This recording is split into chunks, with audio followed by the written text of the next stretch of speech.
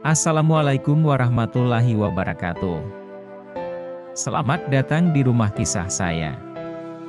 Di video kali ini, saya akan berbagi kisah Nabi Ibrahim alaihi salam. Mari simak bersama-sama. Nabi Ibrahim alaihi salam lahir di kota Ur, yang berada di wilayah Mesopotamia, yang sekarang dikenal sebagai Irak, sekitar tahun 2295 Masehi. Kota Ur adalah kota yang makmur dan maju, tetapi penduduknya menyembah berhala-berhala yang terbuat dari kayu dan batu. Ayah Nabi Ibrahim alaihi salam bernama Azar, yang merupakan seorang seniman yang ahli membuat patung-patung berhala. Nabi Ibrahim alaihi salam memiliki dua saudara laki-laki, yaitu Tahur dan Haran. Haran memiliki seorang anak laki-laki bernama Lut, yang kelak juga menjadi seorang nabi. Sejak kecil, Nabi Ibrahim alaihi salam sudah memiliki akal yang cerdas dan hati yang bersih. Ia tidak percaya dengan penyembahan berhala yang dilakukan oleh ayah dan kaumnya.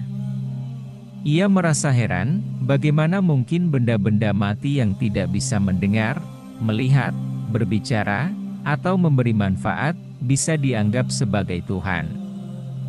Ia mulai mencari tahu siapa sebenarnya pencipta alam semesta ini, yang memiliki kekuasaan dan kehendak atas segala sesuatu. Suatu hari, ia melihat langit yang penuh dengan bintang-bintang yang berkilau.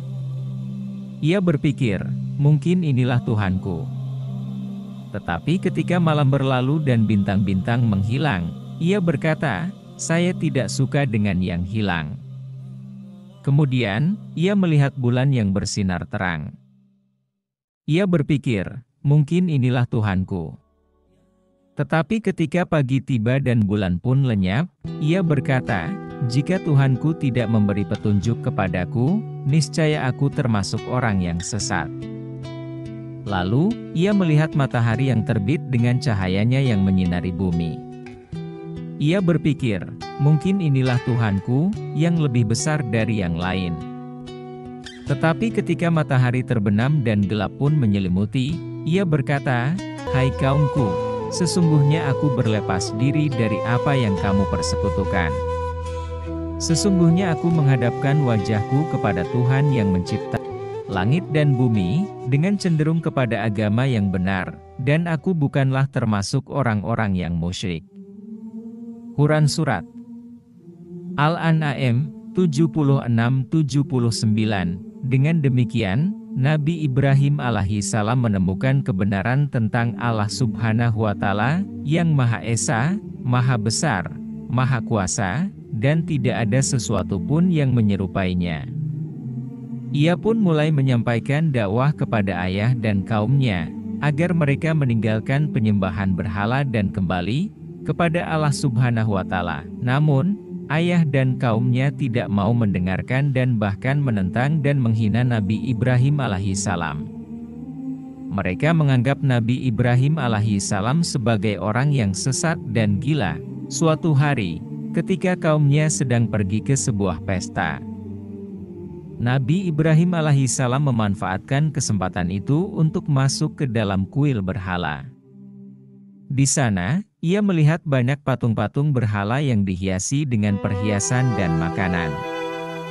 Ia pun berkata, apakah kamu makan apa yang ada di hadapanmu? Mengapa kamu tidak menjawab?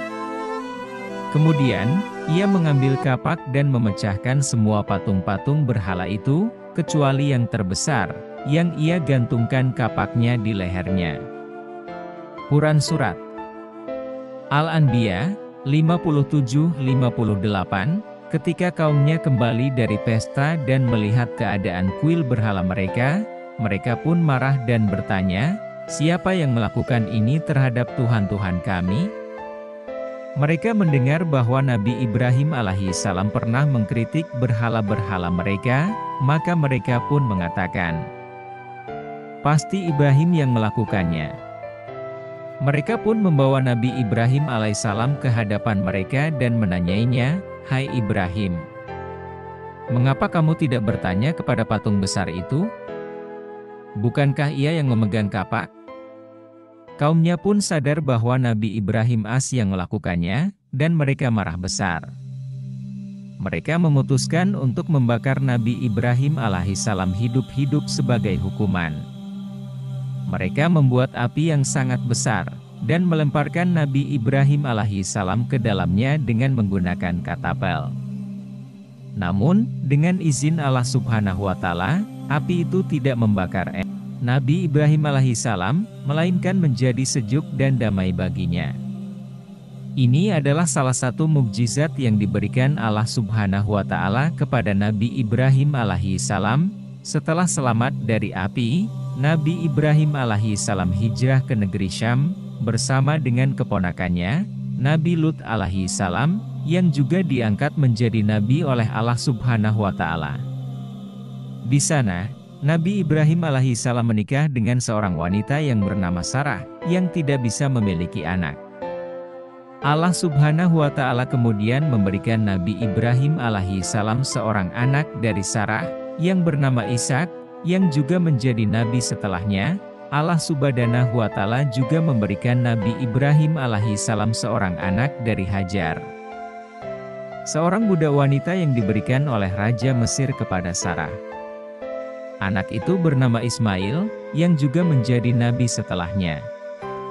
Nabi Ibrahim alaihissalam dan Hajar kemudian pindah ke Mekah, atas perintah Allah Subhanahu wa Ta'ala, dan membangun Ka'bah, rumah Allah yang pertama di bumi. Allah Subhanahu wa Ta'ala kemudian menguji Nabi Ibrahim alaihissalam dengan memerintahkan beliau untuk menyembelih Ismail sebagai kurban. Nabi Ibrahim dan Ismail pun bersedia untuk menaati perintah Allah Subhanahu wa Ta'ala meskipun dengan berat hati. Namun, ketika Nabi Ibrahim alaihissalam hendak menyembelih Ismail, Allah Subhanahu wa Ta'ala menggantinya dengan seekor domba, dan menyatakan bahwa Nabi Ibrahim alaihissalam telah lulus ujiannya. Ini adalah peristiwa yang kita kenang setiap tahun dengan melaksanakan ibadah kurban. Nabi Ibrahim wafat pada usia 175 tahun, dan dimakamkan di Hebron, Palestina, bersama dengan Sarah, Ishak, dan istrinya, Ribka.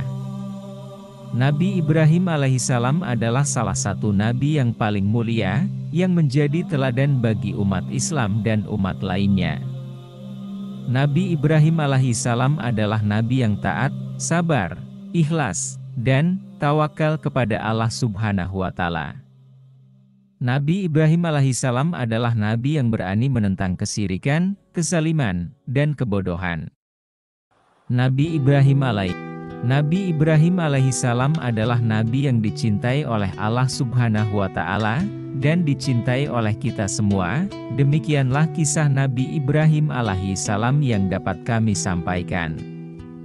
Semoga kisah ini dapat menginspirasi kita untuk mengikuti jejak beliau, dan meningkatkan keimanan dan ketakwaan kita kepada Allah Subhanahu wa Ta'ala. Jika ada kesalahan atau kekurangan dalam penyampaian kami mohon maaf. Wassalamualaikum warahmatullahi wabarakatuh.